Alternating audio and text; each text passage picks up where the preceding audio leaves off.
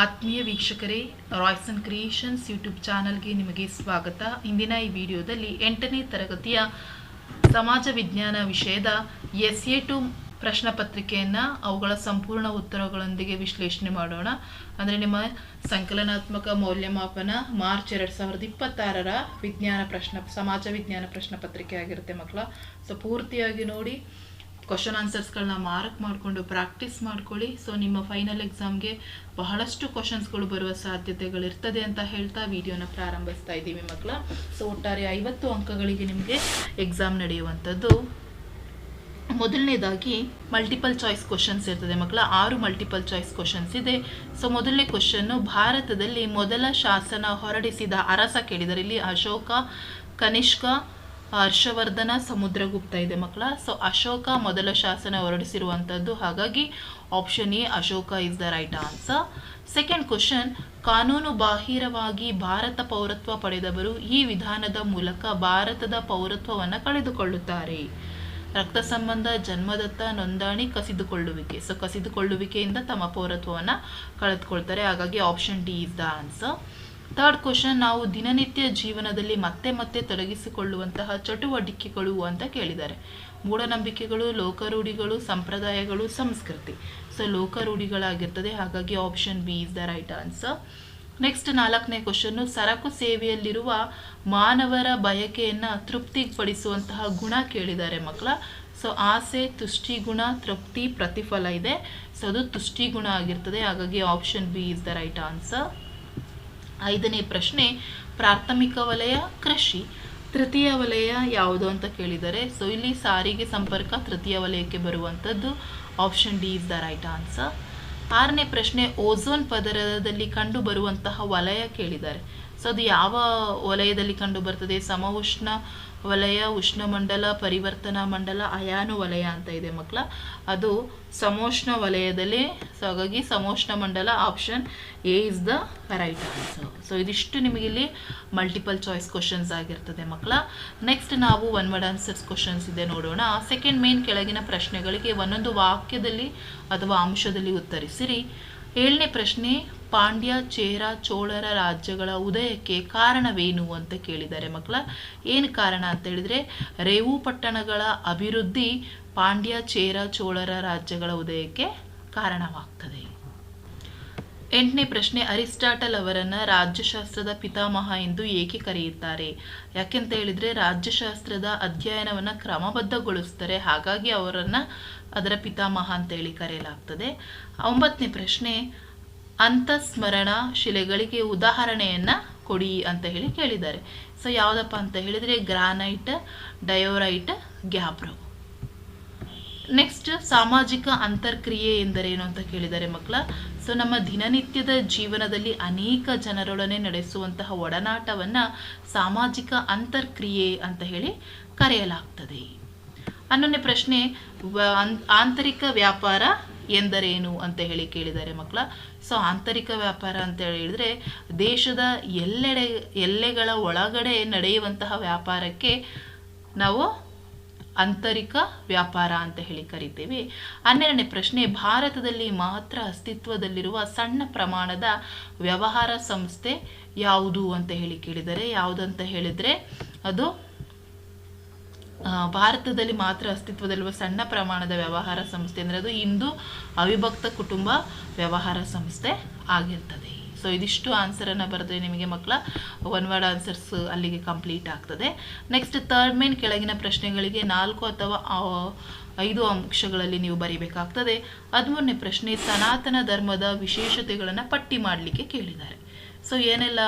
ಎಲ್ಲರೂ ಸುಖಿಗಳಾಗಿರಬೇಕು, ಎಲ್ಲರೂ ರೋಗಗಳಿಂದ ಮುಕ್ತರಾಗಿರಬೇಕು, ಎಲ್ಲರೂ ಶುಭವನ್ನೇ ಕಾಣುವಂತಾಗಲಿ, ಯಾರೂ ದುಃಖಿತರಾಗಬಾರ್ದು, ಎಲ್ಲ ಜೀವರಾಶಿಗಳಿಗೆ ಸುಖ, ಶಾಂತಿ, ನೆಮ್ಮದಿ ಸಿಗಲಿ.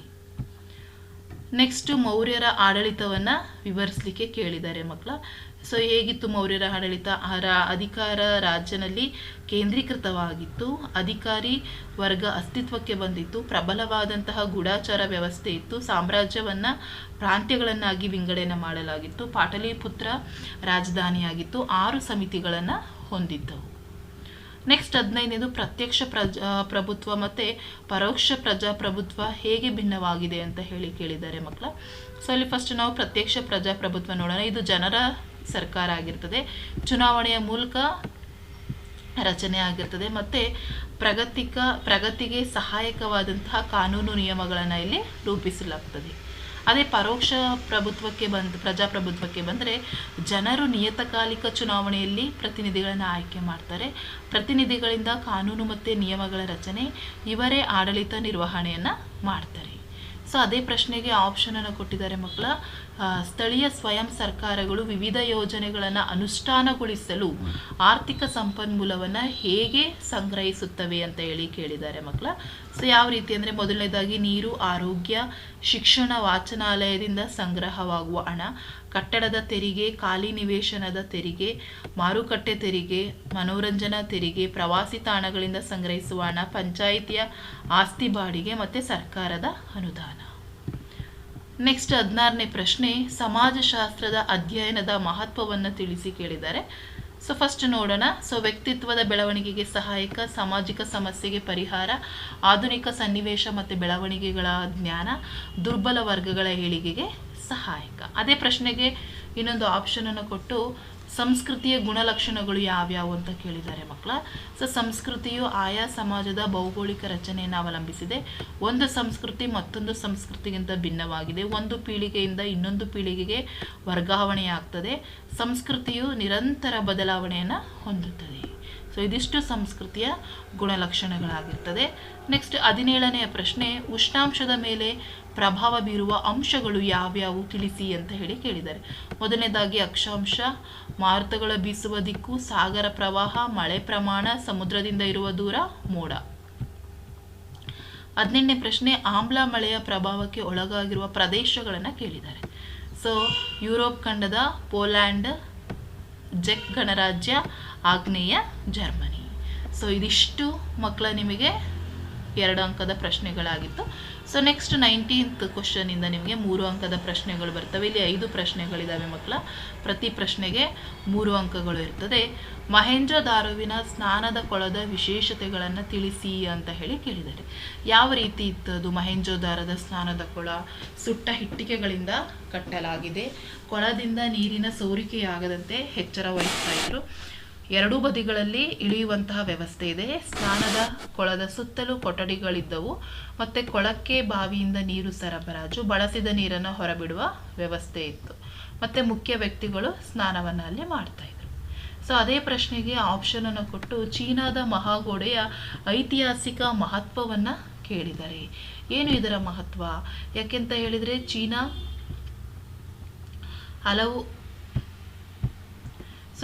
ಹಲವು ಸಣ್ಣ ಸಂಸ್ಥಾನಗಳನ್ನು ಒಳಗೊಂಡಿತ್ತು. ನಂತರ ಎಲ್ಲವನ್ನ ಒಂದುಗೂಡಿಸಿ 7 ದೊಡ್ಡ ರಾಜ್ಯಗಳನ್ನಾಗಿ ನಿರ್ಮಿಸಿತು.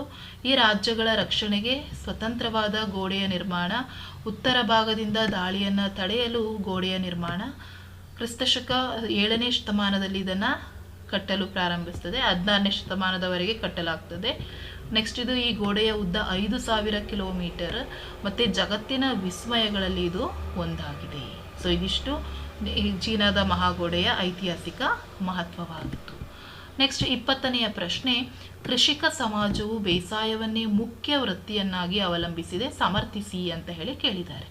ಯಾಕೆ ಅದು ಮುಖ್ಯ ವೃತ್ತಿಯಾಗಿದೆ ಅಂದರೆ, ಅವರು ಬೇಸಾಯವನ್ನೇ ಅವಲಂಬಿಸಿರುವಂತಹದ್ದು ಮತ್ತು ಕೃಷಿ ಉತ್ಪನ್ನಗಳೇ ಅವರ ಜೀವನಾಧಾರ. ಒಂದು ಕಡೆ ನೆಲೆಸಿರುತ್ತಾರೆ ಮತ್ತು ಕೃಷಿ ಜೊತೆಗೆ ಇತರ ವಿವಿಧ ರೀತಿಯ ಕೌಶಲ್ಯಗಳನ್ನು ಅವರು ಪಡೆದಿರ್ತಾರೆ. 21ನೇ ಪ್ರಶ್ನೆ, ಭೂಭಾಗದ ಮೇಲಿನ ಖಂಡಗಳನ್ನು ಹೆಸರಿಸಿ ಅಂತ ಹೇಳಿ ಕೇಳಿದ್ದಾರೆ. ಸೊ ಯಾವುದಪ್ಪ? ಒಂದು ಏಷ್ಯಾ, ಯುರೋಪು, ಉತ್ತರ ಅಮೆರಿಕಾ, ದಕ್ಷಿಣ ಅಮೆರಿಕಾ, ಆಸ್ಟ್ರೇಲಿಯಾ, ಅಂಟಾರ್ಟಿಕಾ ಖಂಡ ಮತ್ತು ಆರ್ಕಿಟಿಕ್ ಖಂಡ. ನೆಕ್ಸ್ಟ್ ಅದಕ್ಕೆ ಆಪ್ಷನನ್ನು ಕೊಟ್ಟು ಯಾವ ರೀತಿ ವಾಯುಮಂಡಲದ ರಚನೆ ಆಗಿದೆ ಕೇಳಿದ್ದಾರೆ. ಸೊ ವಾಯುಗೋಳವು ವಿವಿಧ ಬಗೆಯ ಅನಿಲ, ಧೂಳಿನ ಕಣ, ನೀರಾವಿಗಳಿಂದ ಮಿಶ್ರಣವಾಗಿದೆ. ಸೊ ವಾಯುಮಂಡಲದಲ್ಲಿ ಪ್ರಮುಖ ಅನಿಲಗಳು ಯಾವಪ್ಪ ಅಂದರೆ ನೈಟ್ರೋಜನ್, ಆಕ್ಸಿಜನ್, ಆರ್ಗಾನ್ ಮತ್ತು ಇಂಗಾಲದ ಡೈಆಕ್ಸೈಡ್. ಇದನ್ನು 5 ಪದರಗಳನ್ನಾಗಿ ವಿಂಗಡಿಸಲಾಗಿದೆ. ಪರಿವರ್ತನಾ ಮಂಡಲ ಅತ್ಯಂತ ಕೆಳ ಪದರ ಆಗಿದೆ. ನೆಕ್ಸ್ಟ್ ಈ ವಲಯದಲ್ಲಿ ಎತ್ತರಕ್ಕೆ ಹೋದಂತೆ ಉಷ್ಣಾಂಶ ಕಡಿಮೆ ಆಗ್ತದೆ. ಮತ್ತು ಬಾಹ್ಯಮಂಡಲ ಇದು ಅತ್ಯಂತ ಮೇಲಿನ ಪದರ ಆಗಿರ್ತದೆ. ಇದು ಒತ್ತಡ ಕಡಿಮೆ ಇರ್ತದೆ ಅಲ್ಲಿ. ನೆಕ್ಸ್ಟ್ ಅರ್ಥಶಾಸ್ತ್ರದ ಅಧ್ಯಯನದ ಪ್ರಾಮುಖ್ಯತೆಯನ್ನು ವಿವರಿಸಲಿಕ್ಕೆ ಕೇಳಿದ್ದಾರೆ ಮಕ್ಕಳ. ಸೊ ಏನು ಅದರ ಪ್ರಾಮುಖ್ಯತೆ? ಬಡತನ, ನಿರುದ್ಯೋಗ ಸಮಸ್ಯೆಯನ್ನು ತಿಳಿದು ಪರಿಹಾರವನ್ನು ಕಂಡುಕೊಳ್ಳಲು, ಆರ್ಥಿಕ ಸಮಾನತೆಗೆ ಕಾರಣ ತಿಳಿದು ಪರಿಹಾರವನ್ನು ಸೂಚಿಸಲು, ಅಪರಿಮಿತ ಬಯಕೆ ಈಡೇರಿಕೆಯ ಸನ್ನಿವೇಶಗಳಲ್ಲಿ ಪರಿಹಾರ ದೊರಕಿಸಲು, ಏನನ್ನು ಹೇಗೆ ಯಾರಿಂದ ಉತ್ಪಾದಿಸಬೇಕೆಂದು ತಿಳಿಯಲು, ಮತ್ತು ಬೆಲೆಗಳ ಏರಿಳಿತದ ಕಾರಣ ಮತ್ತು ಪರಿಹಾರಕ್ಕಾಗಿ. ನೆಕ್ಸ್ಟ್ ಸಂಪನ್ಮೂಲದ ರಕ್ಷಣೆ ಮತ್ತು ಮಿತ ಬಳಕೆಯ ಅವಶ್ಯಕತೆಯನ್ನು ಅರಿಯಲು. ಸೊ ಇದು ನೆಕ್ಸ್ಟ್ ಅದೇ ಪ್ರಶ್ನೆಗೆ ನಮಗೆ ಹಾಗಾಗಿ ನಮಗೆ ಅರ್ಥಶಾಸ್ತ್ರ ಬಹಳ ಪ್ರಾಮುಖ್ಯತೆಯನ್ನು ವಹಿಸ್ತದೆ. ನೆಕ್ಸ್ಟ್ ಅದೇ ಪ್ರಶ್ನೆಗೆ ಆಪ್ಷನನ್ನು ಕೊಟ್ಟು ಮಕ್ಕಳ ಶ್ರಮದ ಮಹತ್ವವನ್ನು ಕೇಳಿದ್ದಾರೆ. ಸೊ ಏನು ದೇಶದ ಪ್ರಗತಿಗೆ ಪೂರಕವಾಗಿದೆ, ದೈಹಿಕ ಶ್ರಮ ಕಡಿಮೆಯಾದಾಗ ದೇಶದ ಪ್ರಗತಿ ಕುಂಠಿತವಾಗ್ತದೆ, ಮಾನಸಿಕ ಶ್ರಮದಿಂದ ದೇಶದ ಅಭಿವೃದ್ಧಿ, ದೈಹಿಕ ಶ್ರಮವನ್ನು ನಿರ್ವಹಿಸಲು ಎಲ್ಲರೂ ಸಿದ್ಧರಿರಬೇಕು, ಶ್ರಮಿಕರ ಶ್ರಮದಲ್ಲಿ ಭೇದ ಭಾವ ಮಾಡಬಾರದು, ದೈಹಿಕ ಶ್ರಮವಿಲ್ಲದೆ ಯಂತ್ರ ನಡೆಸಲು ಸಾಧ್ಯವಿಲ್ಲ, ಯಂತ್ರ ಮಾಡದ ಕೆಲಸ ನಿರ್ವಹಿಸಲು ಸಾಧ್ಯವಿಲ್ಲ. ಸೊ ಇದಿಷ್ಟು ಶ್ರಮದ ಮಹತ್ವ ಆಗಿರ್ತದೆ ಮಕ್ಕಳ. ನೆಕ್ಸ್ಟ್ 23ನೇದು ಸಂಸ್ಥೆಗಳ ನೋಂದಣಿಯಿಂದಾಗುವ ಉಪಯೋಗಗಳನ್ನು ತಿಳಿಸಿ. ಸೊ ನೋಂದಣಿಗಳಿಂದ ಏನೆಲ್ಲ ಉಪಯೋಗಗಳಾಗ್ತದೆ? 100 ರೂಪಾಯಿ ಮೀರಿದ ಸಾಲ ವಸೂಲಿಗೆ ನ್ಯಾಯಾಲಯದಲ್ಲಿ ದಾವೆಯನ್ನು ಹೂಡಬಹುದು, ಇತರ ಪಾಲುದಾರರ ಸಾಲ ವಸೂಲಾತಿ ದಾವೆ ಹೂಡಬಹುದು, ನೋಂದಣಿಯಾಗದ ಸಂಸ್ಥೆಯ ವಿರುದ್ಧ ದಾವೆಯನ್ನು ಹೂಡಬಹುದು, ಪಾಲುದಾರರ ವಿರುದ್ಧ ದಾವೆ ಹೂಡಬಹುದು, ಸಂಸ್ಥೆಯ ವಿಸರ್ಜನೆಗೆ ದಾವೆ ಹೂಡಲು ಸಹಾಯಕ, ಲೆಕ್ಕಪತ್ರ ಇತ್ಯರ್ಥಕ್ಕೆ ದಾವೆ ಹೂಡಲು ಸಹಾಯಕ. ಸೊ ಇದಿಷ್ಟು ಸಂಸ್ಥೆಗಳ ನೋಂದಣಿಯಿಂದ ಆಗುವಂತಹ ಉಪಯೋಗಗಳು. ಸೊ ಇದೇ ಪ್ರಶ್ನೆಗೆ ಆಪ್ಷನ್ ಕೊಟ್ಟು ಸಗಟು ವ್ಯಾಪಾರದ ಅನುಕೂಲಗಳು ಏನೇನು ಅಂತ ಕೇಳಿದ್ದಾರೆ. ಸೊ ಚಿಲ್ಲರೆ ವ್ಯಾಪಾರಿಗಳಿಗೆ ಸಹಕರಿಸಲಾಗ್ತದೆ, ಚಿಲ್ಲರೆ ವ್ಯಾಪಾರಿಗಳಿಗೆ ಸಾಲ ನೀಡ್ತಾರೆ, ಚಿಲ್ಲರೆ ವ್ಯಾಪಾರಗಳಿಗೆ ಜಾಹೀರಾತು ಮಾಡ್ತಾರೆ, ಮಾರುಕಟ್ಟೆ ವಿವರ ನೀಡ್ತಾರೆ, ವಸ್ತುಗಳನ್ನು ಶೇಖರಿಸಲು ಸಹಕರಿಸ್ತಾರೆ, ಹೆಚ್ಚು ಲಾಭದ ಪ್ರಮಾಣದಲ್ಲಿ ಇದು ಇರೋದಿಲ್ಲ. ಇದಿಷ್ಟು ಸಗಟು ವ್ಯಾಪಾರದ ಅನುಕೂಲಗಳಾಗಿರ್ತದೆ. ಸೊ ಇದಿಷ್ಟು ಮಕ್ಕಳು ನಿಮಗೆ 3 ಅಂಕದ ಪ್ರಶ್ನೆಗಳಾಗಿರ್ತದೆ. Next 5th main. ಸೊ ಇಲ್ಲಿ ನಿಮಗೆ 8 ವಾಕ್ಯದಲ್ಲಿ ಬರೀಲಿಕ್ಕೆ ಇರ್ತದೆ. 24ನೇ ಪ್ರಶ್ನೆ, ಪ್ರಜಾಪ್ರಭುತ್ವ ಮಾದರಿ ಸರ್ಕಾರ ಇತರೆ ಮಾದರಿ ಸರ್ಕಾರ ಪದ್ಧತಿಗಿಂತ ಉತ್ತಮ, ಈ ಹೇಳಿಕೆಯನ್ನು ವಿಶ್ಲೇಷಿಸಿ. ಸೊ ಇಲ್ಲಿ ನೋಡಿ ನಿಮಗೆ ಅದಕ್ಕೆ ಏನು ಆನ್ಸರ್ ನೋಡೋಣ. ಪ್ರಜೆಗಳಿಗೆ ಹಕ್ಕು ಮತ್ತು ಸ್ವಾತಂತ್ರ್ಯವನ್ನು ನೀಡುತ್ತದೆ, ನ್ಯಾಯಾಂಗದ ಮೂಲಕ ಪ್ರಜೆಗಳ ರಕ್ಷಣೆ, ಸಮಾನತೆಯ ತತ್ವದ ಆಧಾರವಾಗಿದೆ, ಸಮರ್ಥ ನಾಯಕರನ್ನು ಆರಿಸಲು ಅವಕಾಶ, ಸಾರ್ವಜನಿಕ ಅಭಿಪ್ರಾಯಕ್ಕೆ ಮನ್ನಣೆ, ಪ್ರಜೆಗಳ ವ್ಯಕ್ತಿತ್ವ ವಿಕಾಸಕ್ಕೆ ಅವಕಾಶ, ಆಡಳಿತದ ದುರುಪಯೋಗ ತಡೆಯಲು ಬಲಿಷ್ಠ ವಿರೋಧ ಪಕ್ಷ, ಪೌರರಲ್ಲಿ ದೇಶಭಕ್ತಿ ಮತ್ತು ಏಕತೆಯನ್ನು ಇದು ಮೂಡಿಸ್ತದೆ. ನೆಕ್ಸ್ಟ್ 25ನೇ ಪ್ರಶ್ನೆ, ಕಲ್ಯಾಣದ ಚಾಲುಕ್ಯರ ಸಾಹಿತ್ಯಕ್ಕೆ ನೀಡಿದ ಕೊಡುಗೆಗಳನ್ನು ವಿವರಿಸಿ ಅಂತ ಕೇಳಿದ್ದಾರೆ. ಸೊ ಅದಕ್ಕೆ ಆಪ್ಷನನ್ನು ಕೊಟ್ಟಿದ್ದಾರೆ ಮಕ್ಕಳ, ನೋಡ್ತಾ ಹೋಗೋಣ. ಸೊ ಕಲ್ಯಾಣ ಚಾಲುಕ್ಯರ ಏನೆಲ್ಲ ಸಾಹಿತ್ಯಕ್ಕೆ ಕೊಡುಗೆ ನೀಡಿದ್ದಾರೆ? ಕನ್ನಡ ಮತ್ತು ಸಂಸ್ಕೃತ ಭಾಷೆಗೆ ವಿಶೇಷ ಸ್ಥಾನಮಾನ, ಜೈನ ವಿದ್ವಾಂಸರಿಂದ ಕನ್ನಡದ ಸಾಹಿತ್ಯ ಸೃಷ್ಟಿಯಾಗ್ತದೆ, ಗದಾಯುಧ, ಪಂಚತಂತ್ರ, ವಿಕ್ರಮಾಂಕ ದೇವಚರಿತ, ಮಿತಾಕ್ಷರ ಪ್ರಮುಖ ಕೃತಿಗಳು. 3ನೇ ಸೋಮೇಶ್ವರ ಮಾನಸಲ್ಲೋಸ ಕೃತಿಯನ್ನು ರಚಿಸ್ತಾರೆ. ಇದು ಸಂಸ್ಕೃತದ ವಿಶ್ವಕೋಶವಾಗಿದೆ. ಜಗದೇಕ ಮಲ್ಲನು ಸಂಗೀತ ಚೂಡಾಮಣಿ ರಚಿಸ್ತಾನೆ, ವಚನ ಸಾಹಿತ್ಯದ ಅಭಿವೃದ್ಧಿ ಆಗ್ತದೆ. ಬಸವಣ್ಣ, ಅಕ್ಕ ಮಹಾದೇವಿ, ಅಲ್ಲಮ್ಮ ಪ್ರಭು ಪ್ರಮುಖ ವಚನಗಾರರಾಗಿದ್ದರು. ಮಹಾರಾಣಿ ಚಂದ್ರಲೇಖೆ ವಿದ್ವಾಂಸರಿಗೆ ಆಶ್ರಯವನ್ನು ನೀಡ್ತಾಳೆ. ಸೊ ಅದೇ ಪ್ರಶ್ನೆಗೆ ಆಪ್ಷನ್ ಕೊಟ್ಟು 1ನೇ ರಾಜರ ಚೋಳರ ಸಾಧನೆ ಕೇಳಿದ್ದಾರೆ. ಸೊ ಇವರು ಚೋಳರ ಪ್ರಸಿದ್ಧ ದೊರೆಯಾಗಿರ್ತಾರೆ, ಶ್ರೇಷ್ಠ ಯೋಧ, ದಕ್ಷ ಆಡಳಿತಗಾರ, ಚೋಳ ರಾಜ್ಯದ ಶಿಲ್ಪಿಯಾಗಿ ರಾಜ್ಯವನ್ನು ವಿಸ್ತರಿಸ್ತಾನೆ, ನೌಕಾಸೇನೆ ನಿರ್ಮಿಸ್ತಾನೆ, ಶ್ರೀಲಂಕಾವನ್ನು ವಶಪಡಿಸ್ಕೊಳ್ತಾನೆ, ಮಲೇಷಿಯಾ ಮತ್ತು ಸಿಂಗಪುರದಲ್ಲಿ ಪ್ರಾಬಲ್ಯ, ಸಾಗರೋತ್ತರ ವಾಣಿಜ್ಯ ವ್ಯವಹಾರ ಪ್ರಾರಂಭಿಸ್ತಾರೆ, ತಂಜಾವೂರಿನಲ್ಲಿ ಬೃಹದೇಶ್ವರ ದೇವಾಲಯಗಳ ನಿರ್ಮಾಣವನ್ನು ಮಾಡ್ತಾರೆ. ಸೊ ಇದಿಷ್ಟು ಮಕ್ಕಳ ಆನ್ಸರನ್ನು ಬರೆದ್ರೆ ನಿಮಗೆ ಕಂಪ್ಲೀಟಾಗಿ 4 ಅಂಕ ಸಿಗುತ್ತೆ. ಸೊ ಲಾಸ್ಟ್ ಮೇನಲ್ಲಿ ನಿಮಗೆ ಭಾರತ ನಕ್ಷೆಯನ್ನು ಕೊಟ್ಟಿರ್ತಾರೆ, ಅದರಲ್ಲಿ ಯಾವುದಾದ್ರೂ 3 ಗುರುತಿಸಬೇಕು. ಬಂಗಾಳ ಕೊಲ್ಲಿ, ಅರಬ್ಬಿ ಸಮುದ್ರ, ಪಾಕ್ ಜಲಸಂಧಿ, ಮನ್ನಾರ್ಕಾರಿ, ಕಚ್ಕಾರಿ, ದೆಹಲಿ ಇದೆ ಮಕ್ಕಳ. ಸೊ ಇಲ್ಲಿ ನೋಡಿ ನಿಮಗೆ ಕಂಪ್ಲೀಟಾಗಿ ಎಲ್ಲ ಮಾರ್ಕ್ ಮಾಡಿರೋ ಸ್ಥಳಗಳು ದೆಹಲಿ, ಕಚ್ಕಾರಿ, ಅರಬ್ಬಿ ಸಮುದ್ರ, ಪಾಕ್ ಜಲಸಂಧಿ, ಮನ್ನಾರ್ಕಾರಿ, ಬಂಗಾಳ ಕೊಲ್ಲಿ. ಸೊ ಇದರಲ್ಲಿ ಯಾವುದಾದ್ರೂ 3 ನೀವು ಮಾರ್ಕ್ ಮಾಡಿದ್ರೆ ಮಕ್ಕಳ ನಿಮಗೆ ಪೂರ್ಣ ಅಂಕಗಳು ಸಿಗ್ತದೆ. ಹಾಗಾಗಿ ಪ್ರಾಕ್ಟೀಸ್ ಮಾಡ್ಕೊಳ್ಳಿ, ಎಲ್ಲ ಮಾರ್ಕಿಂಗ್ ಪ್ಲೇಸನ್ನು ಕಲ್ತ್ಕೊಳ್ಳಿ. ಇದಿಷ್ಟು ನೀವು ಪ್ರಾಕ್ಟೀಸ್ ಮಾಡಿಕೊಂಡ್ರೆ ಮಕ್ಕಳ ನಿಮಗೆ ಇದು ಬಹಳ ಯೂಸ್ಫುಲ್ ಆಗ್ತದೆ.